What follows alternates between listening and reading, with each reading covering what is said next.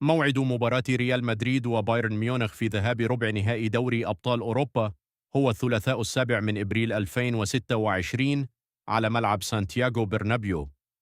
وتنطلق صافرة بداية المباراة في تمام الساعة 8 بتوقيت المغرب والجزائر، 9 بتوقيت مصر، 10 مساء بتوقيت السعودية، 11 مساء بتوقيت الإمارات.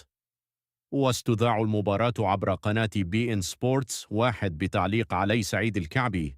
وصل بايرن ميونخ إلى هذا الدور بعد أن أطاح بفريق أتلانتا في ثمن النهائي، بينما تأهل ريال مدريد عقب فوزه على مانشستر سيتي في الدور ذاته. وشهد آخر لقاء بين الفريقين في الموسم قبل الماضي تأهل ريال مدريد على حساب البافاري في نصف النهائي، ولذلك يبحث النادي الألماني عن الثأر وتجاوز هذه العقبة.